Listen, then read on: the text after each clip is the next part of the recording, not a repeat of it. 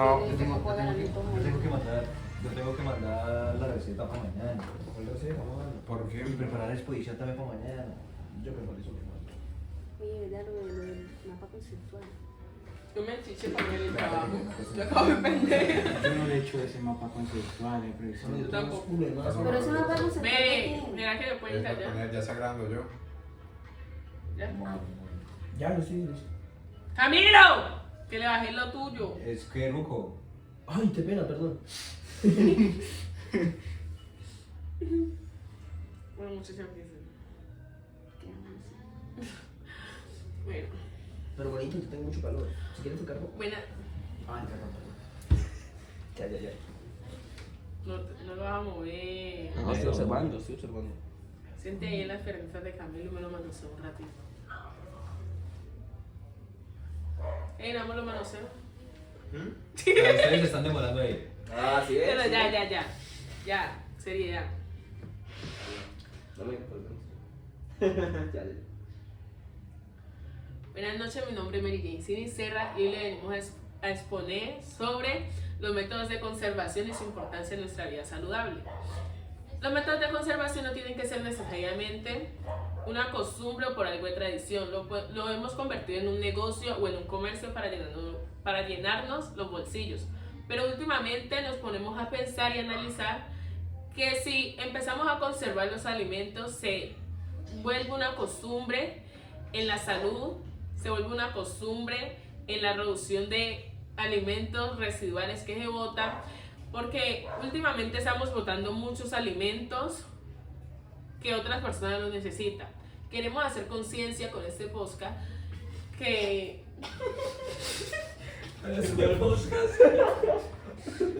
No, para hablar de eso puede dar risa, ¿no? Ay, no, muchacho. Ella corta. Corte. Ah. Queremos hacer conciencia con esta implementación de video hacia ustedes que no solamente podemos llenar los bolsillos con una conservación, sino que tenemos que hacer conciencia que en otros países unos niños, otras personas de la calle necesitan esos alimentos que nosotros botamos por hacerlos dañar o por no saberlos conservar.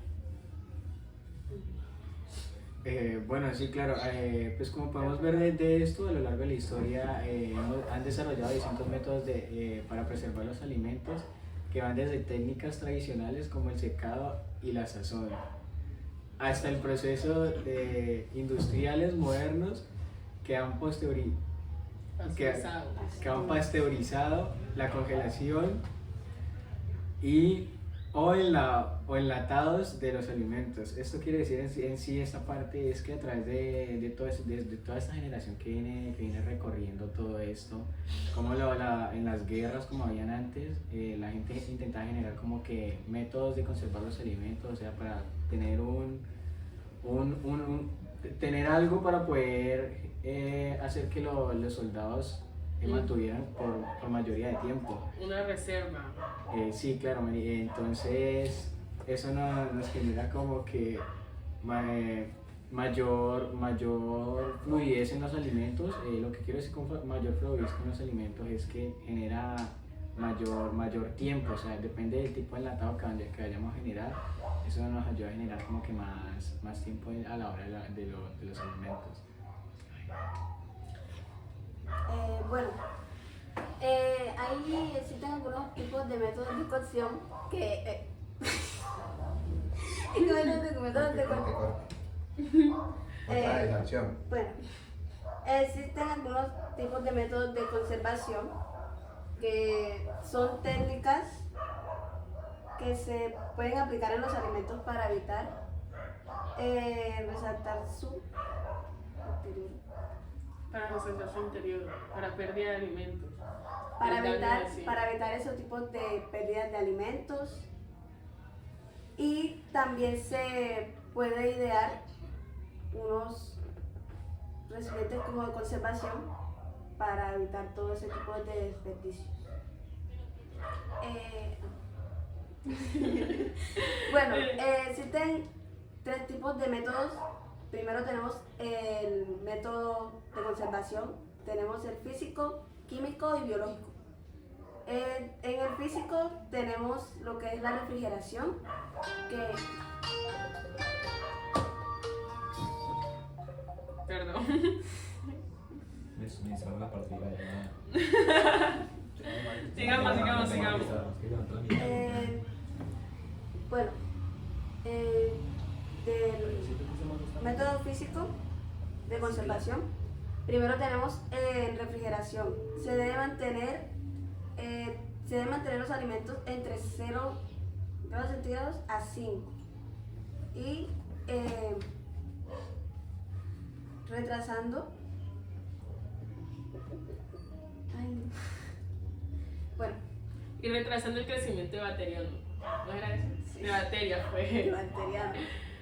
Bueno, el segundo sería como un método de congelación, que se deben almacenar los alimentos a temperaturas inferiores a 0 grados centígrados, deteniendo por completo la actividad Microbiana. microbiana. La pasteurización. Está también la pasteurización. Pasteurización. Eso. Es un calentamiento moderado para destruir bacterias patógenas sin afectar el exceso de sabores ni nutrientes.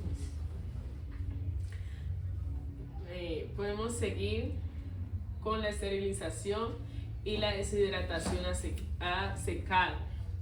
Tenemos métodos químicos: salazón, azucarado, encurtidos y conservantes autorizados. Métodos biológicos: fermentación láctea, fermentación alcohólica y fermentación mixta, que podemos combinar la fermentación láctea con la fermentación alcohólica.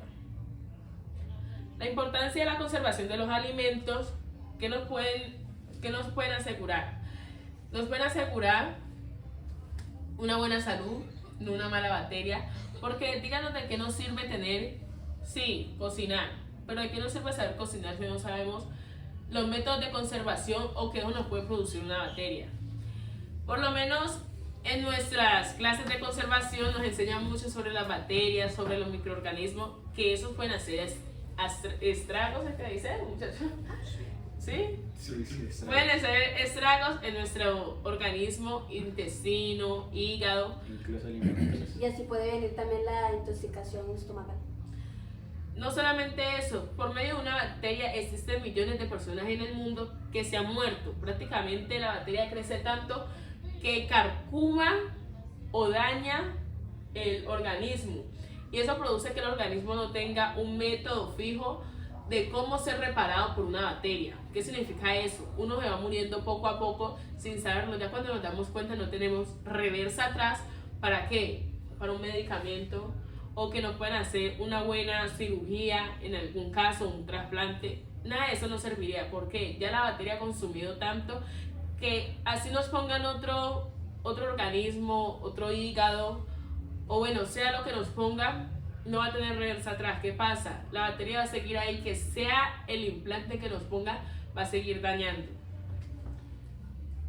Bueno, como eso podríamos seguir como un ahorro económico, facilita una mejor planificación de compras y evita necesidad de adquirir alimentos con frecuencia. Podríamos seguir también con la sostenibilidad, contribuye a un mejor uso de los recursos naturales y reduce el impacto ambiental por desechos. O sea, lo que podemos decir con eso es como intentar reducir una mayor inflación entre la creación de tantos alimentos masivos. Eso nos ayudaría a reducir más como que las bacterias en las cuales podemos ver al momento de generar ¿Generar qué cosa? Bacterias. Sí, bacterias. Podemos tener como una breve conclusión de esto que queremos decir con la conservación de los alimentos. Los métodos de la conservación de alimentos han evolucionado desde las prácticas ancestrales hasta los procesos tecnológicos avanzados. Su aplicación es esencial para garantizar la calidad y seguridad y disponibilidad de los alimentos. ¿Qué podríamos ver o poder decir de esto? Es como generar una calidad de los alimentos que nos ayude a tener como que una mayor duración al momento de conservar ciertos alimentos. De hecho, hay una pregunta ¿El segundo? sí, sobre un punto que son las condiciones breves que se hacían en la invención de conserva moderna. ¿Cómo es que? En el siglo XVIII y en el siglo XIX, cuando se vivía en las guerras en Europa, se vio un periodo constante de guerras, especialmente durante las campañas militares de Napoleón Bonaparte. Uno de los más grandes desafíos del ejército de Francia era era alimentar a sus soldados durante un largo plazo de su desplazamiento, ya que las comidas o los alimentos que transportaban en ese tiempo tenían que ser de consumo inmediato, ya que si no transportaban podían dañarse en ese mismo momento o desecharse. Claro, pero también podríamos ver como otros tipos de cosas en las cuales nos podría dejar como que complejos. Si la primera creación de los alimentos de conservación, ¿cuánto era el máximo de duración en los cuales podían mantener los alimentos en conservas actuales como lo hacían? Porque los tenían envasados en envases de vidrio. Sí. Entonces, Pero- ¿cómo hacían para tener una conserva adecuada para tener un límite de conserva? Cuando se creó el método de conservación enlatado. Al momento de crear ese método fue avanzando a partir de la creación de los alimentos A partir del embotellados. siglo, ¿qué? 20, ¿no? Del siglo XVIII y 20. XIX. 20, el enlatado. Sí. O sea, antes de eso se vivía un periodo de que si no se hacía el alimento de consumo inmediato podrían dañarse y, o sea, antes de tener que comerse los alimentos frescos o en ese mismo preciso momento podían dañarse. Y aparte de eso, ¿cómo esas personas o en la guerra, cómo las personas podían identificar en qué tiempo aproximado podía dañarse un alimento de estos si tenían una empaquetadura muy diferente a la cual lo podemos tener el día de hoy? Por su textura, ya que en ese tiempo se les era difícil identificar qué producto o qué alimento estaba dañado y cuál no. Y aparte de todo eso, lo que queremos decir con la conservación de los alimentos, ¿qué tipo de alimentos eran adecuados para poder llegar a los campos de concentración en los cuales estaban los soldados o las personas que estaban en la guerra total? Primero, antes de eso así, se utilizaba era un envoltorio, que yo creo que eso nosotros lo hemos visto en otra clase, que también se utilizaban tipos de envoltorios para transportar alimentos. Como hojas, barro. Y ahí a medida de ese mismo año, Peter Durant, un comerciante británico que planteó la idea de ¿cómo es?